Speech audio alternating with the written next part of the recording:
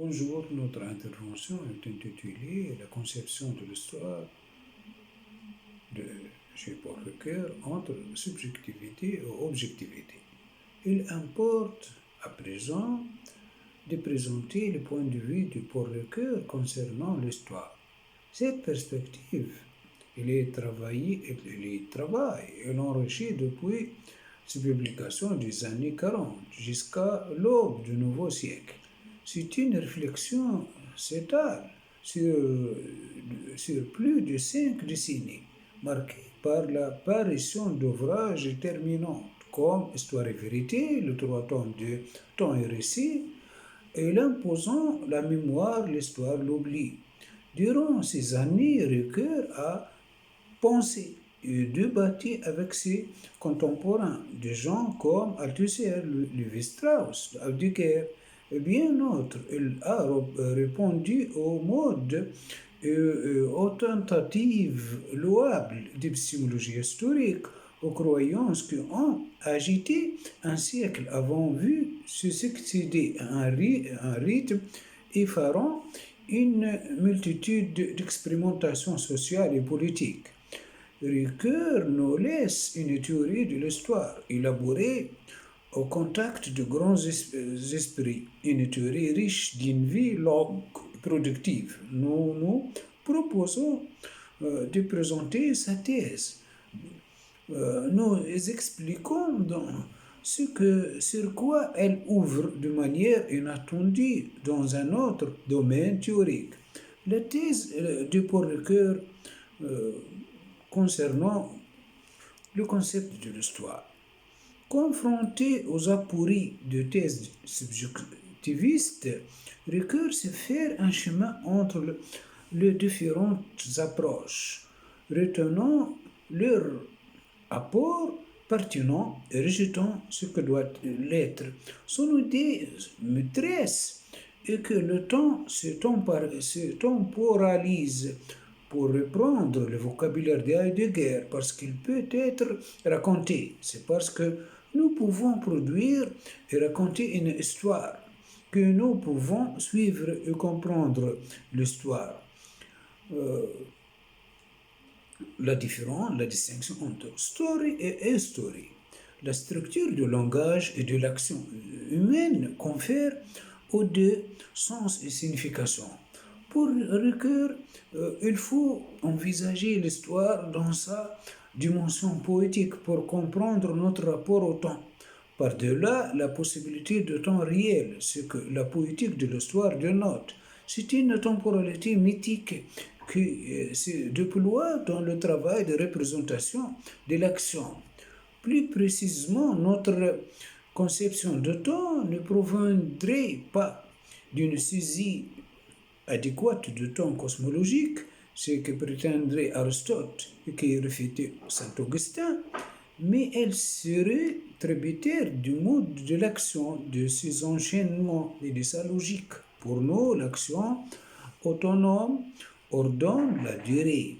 C'est pourtant chez les premiers, dans ses travaux sur la poétique, que le début d'une explication peut être trouvé.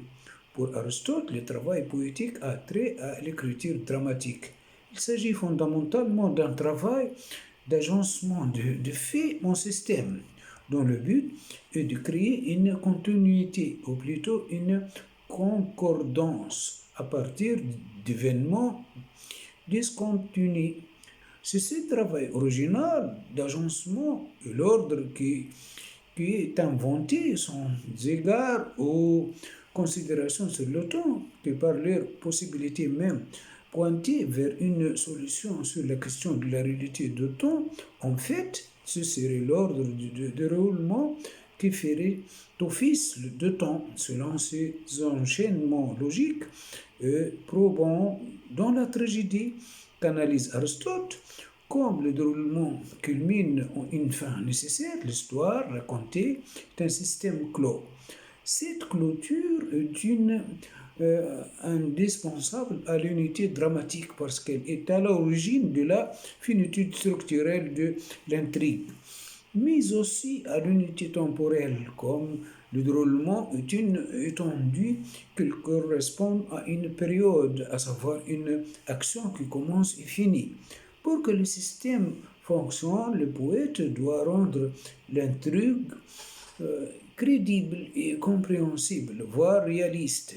Ce qui la rend convaincante, c'est son caractère probable ou nécessaire dans l'intuition du poète et ultimement dans la compréhension du public. C'est parce qu'elle imite la réalité que la tragédie est intelligible. Le microcosme de l'intrigue devient pour le public qui le reçoit une représentation du monde et de la vie.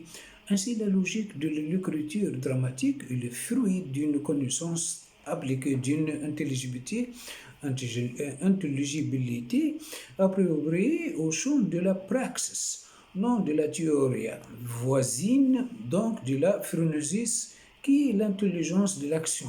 Pour Ricoeur, l'activité mimétique est une métaphore, ou plus précisément une mise en forme narrative de champ pratique par le langage. Le narrateur recrée la réalité et son ordre de déroulement. Cependant, le temps qui crée la narration ne serait être qu'un pour construire. Il y a pour recueillir des aspects préfigurés de temps dans le champ pratique qui servait de matériau à l'activité mimétique.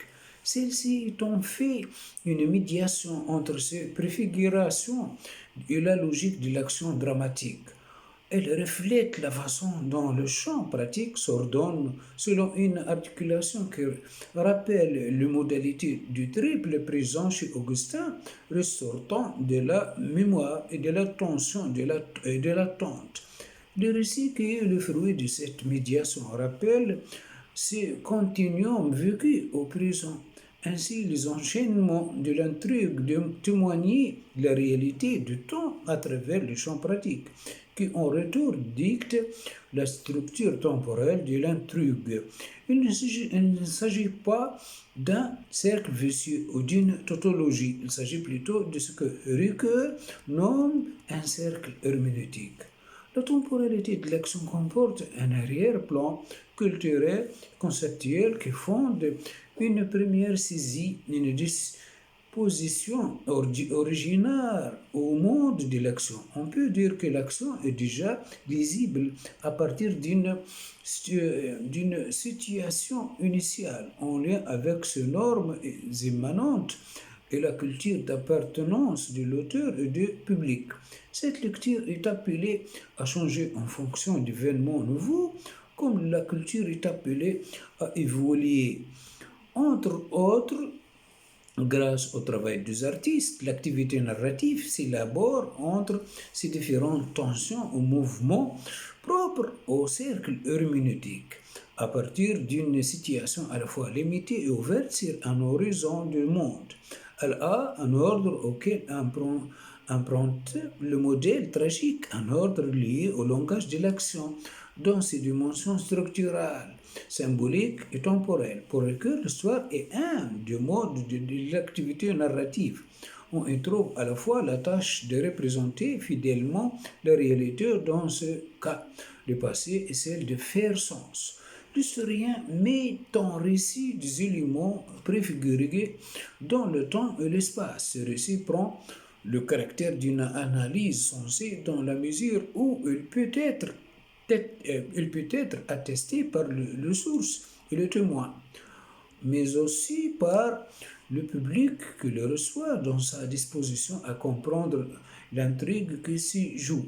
L'analyse historique simule une hypothèse généralisable pourrait être appelée avec Marx et Althusser, entre autres, une théorie de l'histoire, soit l'équivalent de la technique en écriture dramatique pour lequel l'aspect théorique du travail de l'historien pourrait être autrement défini comme l'agencement de traces en système dans l'érosion de la vérité.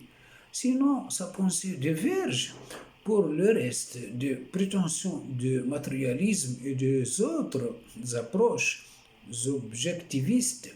Pour lui, aucune théorie, aussi générale soit-elle, ne peut avoir le tout de l'histoire comme objet. Nous ne pouvons disposer que d'analyses partielles, totales, de synthèse analytique, comme Kant. L'histoire ressort de système clos. Et l'histoire totale comme système est une prétention qui déborde les possibilités de la pratique historienne. Ceci est d'abord attribuable au fait que l'agencement de traces ou des événements révèle de la poétique, de l'initiative du narrateur de l'histoire aux prises avec des éléments déjà donnés, des précompréhensions. La critique de l'histoire doit à un moment quitter le domaine problématique de faits et chercher dans les dispositions subjectives de l'historien et ultimement du public, ce qui fait la légitimité du récit historique. La matière sur laquelle l'historien travaille est à la fois un horizon d'attente dont la structure est à trouver dans l'arrière-plan culturel, symbolique, sémiotique, bref, dans la tradition à laquelle il appartient, est un espace d'expérience tel que le permet sa situation dans le monde, à la lumière de leçons et de témoignages du passé. Dans son travail, l'historien appelé à adopter une perspective éthique, voire politique, à partir de la rencontre entre l'expérience possible et la tradition. Cela concerne également tout individu dans son rapport avec le passé, car celui-ci nous interroge et nous met en question avant que nous l'interrogions et nous le mettions en question. La tradition interpelle celui qui considère le passé. Gadamer affirme à son sujet qu'elle conjugue préjugés et autorité, qu'elle sert d'instance de légitimité dans l'espace public. Ce qui soutient également recueil qui en conclut que nous appartenons avant tout geste critique à un règne de la vérité présumée. La vérité n'a donc pas ce caractère rigide qui suggérait le modèle nomotiétique qui cherchait leur légitimité dans les sciences naturelles. Pour les herméneutes et les phénoménologues, toute vérité est relative aux perceptions catégoriques qu'il investissait. Ce processus réciproque entre la perception et le monde forme un cercle. Selon cette conception, le perçu continue d'être le repère existentiel de l'objectivité scientifique. Les sciences qui réduisaient l'homme à un objet expérimental ne retiennent de lui que ce qui répond à leurs expériences, mais, mais plus fondamentalement à ce qui cadre avec une méthodologie qui contraint la perception et laisse de côté les aspects affectifs, culturels, esthétiques, religieux et autres de l'existence humaine. Pour Ricoeur, il ne s'agit pas de renoncer à la vérité pour autant. Il importe de formuler un projet qui puisse sortir du cercle pour chercher plus en amont une connaissance qui concerne la cohésion de la praxis totale de l'homme. Le savoir se situe donc dans une relation dynamique avec d'autres, la perception et d'autre part, d'une part la perception, d'autre part l'éthique, la praxis ou l'agir. Chacun de ces trois pôles est en tension avec les autres et tout renvoyé à une vérité qui demeure et elle aussi en tension et résiste au dogme par son caractère problématique. La vérité devient une ouverture qui se prouve à défaut qu'elle ne se prouve. Vu l'inadéquation entre ce qui serait sa dimension totale et la finitude de la perception de l'action et du savoir, l'horizon pour la science doit demeurer le monde aperçu et conçu en connaissance des limites a priori de la conscience. C'est le monde dans lequel les humains naissaient, agissaient, pensaient et meuraient. C'est la raison pour laquelle la connaissance concerne ultimement l'éthique. Beaucoup de vérités communes reposaient en définitive sur les traditions et les héritiers, sur les leçons de l'histoire. Ici, aussi, la vérité doit être conçue comme une tension entre dogmatisation et problématisation. Devant les anciens, indique que nous devons trouver une attitude commandée à la fois par l'obéissance et l'interrogation. C'est la philosophie comme discipline qui est à même d'éclairer le fondement ultime de ce double mouvement, car son histoire s'est faite à partir de cette dialectique. La philosophie pose la question du fondement de l'unité comme tâche. Cependant, comme le démontrait le paradoxe chez Husserl et Heidegger, l'ambition philosophique de l'unité appliquée à l'histoire dépasse le moyen intellectuel et sémiotique dont peut disposer. Dans sa quête d'absolu, la réflexion philosophique subit à l'épreuve de la finitude qu'on bloque l'accès. Néanmoins, la tâche s'articule en fonction d'un sens qui totalise l'expérience de temps. Il s'agit, insiste Ricoeur, d'un principe formel de la raison. En prendre conscience nous rend à même de comprendre que la raison s'effectue dans l'horizon éthique du monde pour l'existant et que le sens advient suivant l'arrière-plan culturel, symbolique, sémiotique de cet existant. Le déroulement de l'histoire, dans sa reconstitution, suit un ordre, une logique médiatisée par le discours. Il appartient à l'historien de proposer une synthèse qui puisse rendre compte adéquatement pour l'existence de l'essentiel du sens. C'est un fait que l'histoire racontée pourrait avoir une infinité d'éléments circonstanciels. Et le présent lui-même est multiforme et connaît des déterminations incalculables. Il se dégage des enquêtes sur le passé, différentes interprétations possibles, différentes structures explicatives. Néanmoins, pour Ricoeur, toutes les descriptions historiques s'est rapporté à l'activité narrative dont, dont l'événement est la prière d'assises. Quant à la fixité temporelle de stabilité qui dissimule la notion de structure, il apparaît que le grand axe structurant celui-ci de mutations tributaires de description d'événements dans le cas où l'historien maintient l'existence de structure au fil de l'histoire, c'est l'événement dans le récit que l'on fait qui s'adapte à sa manière d'interroger. On pourrait affirmer dans ce cas que l'historien s'intéresse aux transformations de structure à l'encontre de l'induction positive à partir d'un événement déterminé. Extraire des régularités de lois de structures immuables, c'est la visée jamais accomplie de l'histoire. Cette limite posée à la science historique qui d'aucuns, dont Althusser considérait qu'elle déprécie sa valeur de vérité, demeure une de ces conditions. Il reste que, pour Ricoeur, certaines explications sont plus légitimes que d'autres. La question est de savoir quels critères peuvent départager une mauvaise explication d'une explication historique authentique. Le critère dans l'esprit du Ricoeur est à trouver dans le moment nomique du travail de l'historien, dans la rencontre de moments physiques. Le récit historique est intégré au cercle herméneutique qui passe par le savoir, l'agir, et la perception. Les passages par la perception indiquent que le récit est soumis à la vérification documentaire et à la nécessaire conformité de l'interprétation avec le perçu. En ce qui concerne la part de l'agir, l'histoire si mesurée par la temporalité qu'elle institue.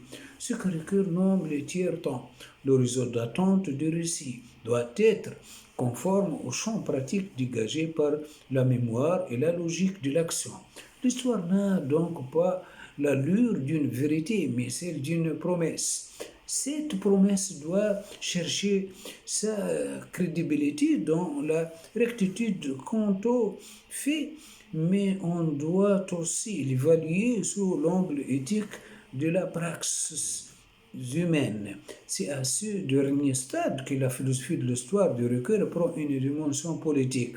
Penser la praxis humaine consiste à mettre en perspective sa vie, celle des autres, de vivre ensemble comme collectif.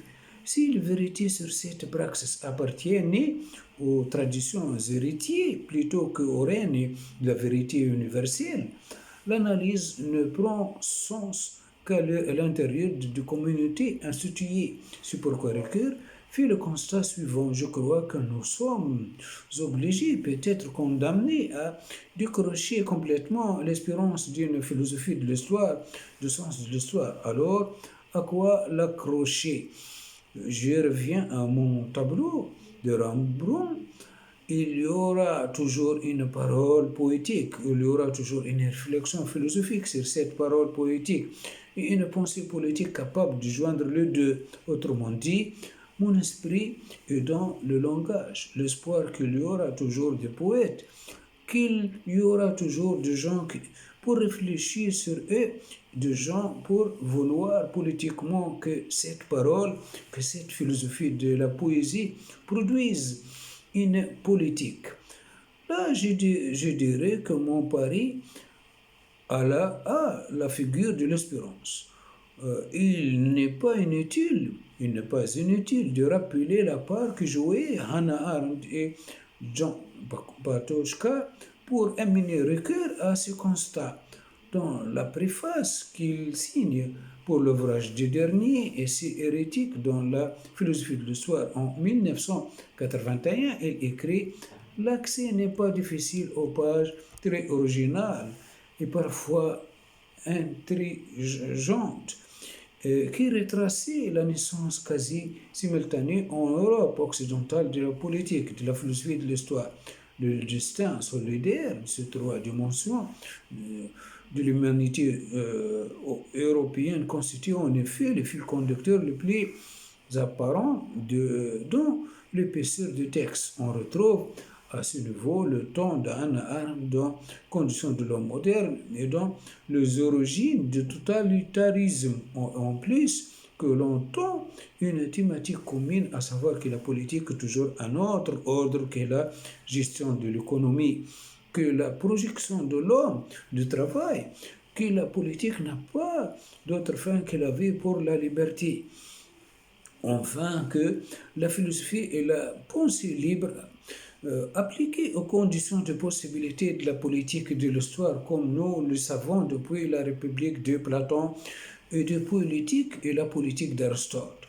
En définitive, la réflexion philosophique sur l'histoire nous entraîne sur le chemin de la poétique et de la politique. Deuxièmement, faire son histoire, faire l'histoire, selon Ricoeur.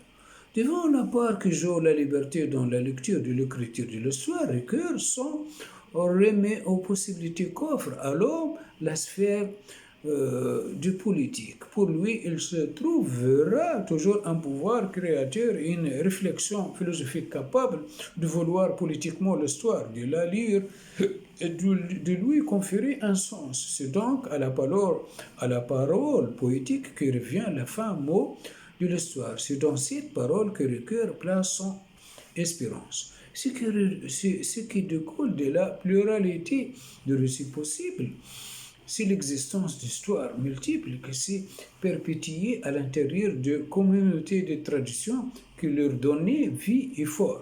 En ce sens, Ricoeur parle de la communauté d'histoire qu'il faut distinguer de la société. Pour définir cette dernière, il reprend l'idée de Hegel au sujet de l'état extérieur. La société révèle des mécanismes autonomes et abstraits de l'économie, c'est-à-dire des mécanismes des besoins. La société et la communauté historique ont également trait à la vie sociale. Elles constituent chaque chacune un tout organique. Cependant, la communauté historique, plutôt que de répondre de la nécessité, tient de la décision politique qui consiste à durer le sort de ces deux sphères et leurs rapports réciproques sont réglés par l'État. L'époque moderne a vu l'expansion de la société. Son importance grandissante s'est reflétée dans la pratique de l'État, dans l'approche pragmatique fondée sur le calcul et l'efficacité. Pour Ricoeur, cette rationalisation économique a été tout à fait justifiée, mais elle a pu nous faire oublier la part du politique dans la vie sociale. Ricoeur identifie une finalité scientifique spécifique du politique. Cette finalité dans les sociétés industrielles avancées peut être saisie par la négative à travers ce qu'il manque à l'individu par rapport à ce qu'exige sa constitution.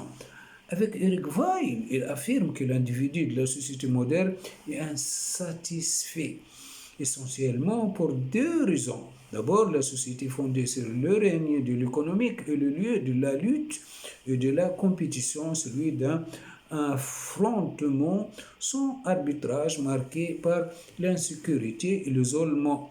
En second lieu, le travail qui définit l'appartenance à la société est certes rationnel, mais par lui-même, il est privé de sens. L'individu est insatisfait et même déchiré dans la société moderne de travail parce qu'il ne trouve pas de sens dans la simple lutte contre la nature et l'apologie du calcul efficace. On assisterait à un repli de sens à travers une forme de survie dans la privatisation de bonheur, le loisir remplissait le vide laissé par la quête impossible de sens. Or, l'expérience du peuple, par le passé, témoigne du fait que la tâche qui consiste à donner un sens à l'activité humaine revient aux politiques. Seul ce dernier peut rendre ce qui est rationnel, raisonnable. Ce même a là sa finalité. Si la politique a une revendication majeure d'autonomie à faire valoir en face de l'économie technique, c'est elle du sens de l'action rationnelle, sens inséparable de la morale vivante, de l'intention éthique. C'est l'éthique qu'il faut comprendre dans son sens premier comme manière de vivre au ethos qui oriente ultimement l'action rationnelle. Ricoeur spécifie par le concept d'intention que lui adjoint son caractère de décision à l'opposé du mécanisme le- qui entraîne une affirmation de sens qui règle les pratiques quotidiennes marquées par le travail. Or, cette liberté ou cette éthique en projet propre à chacun de nous ne procède pas, euh, mais surgit comme l'indique Ricoeur, au milieu d'une situation qui est déjà éthiquement marquée, de choix, de préférences, de valorisation en lieu qui se sont cristallisés dans des valeurs que chacun trouve en s'éveillant à la vie consciente. L'intention éthique dans l'expression collective est au cœur de la sphère politique, s'invente à partir des valeurs historiques de la communauté à laquelle l'individu appartient. Pour le cœur, l'histoire se trouve ainsi dans l'intersection entre éthique et politique, dans la mesure où c'est par elle que se manifeste le désir de décision visant à conférer sens et direction à l'existence individuelle et à celle de la communauté. Plus spécifiquement, on peut dire que le politique et l'éthique se fondaient sur la mémoire vivante dans laquelle s'enracine la communauté historique. C'est ce que Ricoeur appelle son noyau éthico-mythique, c'est-à-dire le noyau à la fois moral et imaginatif qui incarne l'ultime pouvoir créateur d'un groupe. La communauté est animée par un récit sur elle, sur ce choix, ces valeurs qu'il appartient aux membres et à l'État qui a à leur service de maintenir et d'actualiser par leur objet éthique, car c'est en effet par le contenu de mœurs par de normes acceptées et de symbolismes de toutes sortes que persévérera l'identité narrative et symbolique d'une communauté. L'État doit veiller à assurer ce que Ricoeur nomme la survivance de la communauté historique en accord avec les dispositions ou les matériaux éthiques qui permettaient à ces membres de choisir la vie, c'est-à-dire d'agir dans l'horizon d'un sens interprété et à perpétuer un sens qui renonce à la privatisation dans ce devoir envers les sphères économiques et politiques. La vertu de l'État est de faire tenir ensemble les critères de calcul efficaces et les critères de tradition vivante qui donnent à la communauté le caractère d'un organisme particulier visant à la dépendance et à la durée. Pour le groupe, le choix de perpétuer son identité, les images, les symboles par lesquels elle se perpétue et prend conscience de lui-même, représentent un choix existentiel, une décision qui confère une forme finie à son existence. Avec ces perspectives créatrices par l'inscription dans le temps, renoncer à cet enracinement dans le but d'atteindre un ethos universel est impossible. Dans la pratique, cela revient à priver le groupe et ses membres d'un ethos concret. Il se trouverait coupé de projets éthiques de faire sens à l'échelle humaine. Faire son histoire n'exclut pas une certaine violence implicite au phénomène de pouvoir, celle de la décision. C'est le prix à payer pour maintenir les dimensions spirituelles et politiques de l'existence. L'être humain n'est pas destiné à être le récepteur passif de la civilisation du travail. L'utopie à laquelle il peut aspirer doit être envisagée sous l'angle de la création historique. Il se veut collectivement sujet actif de son destin. Notre rapport l'histoire partagée de la communauté au récit historique qui forme son identité narrative par-delà les considérations méthodologiques se pose plus fondamentalement dans la perspective de l'existence entière des conditions qui déterminent le sujet, son monde, sa vie. C'est pourquoi Ricoeur souligne que la tâche majeure des éducateurs politiques est d'intégrer la civilisation technique universelle à la personnalité culturelle, à la singularité historique de chaque groupe humain.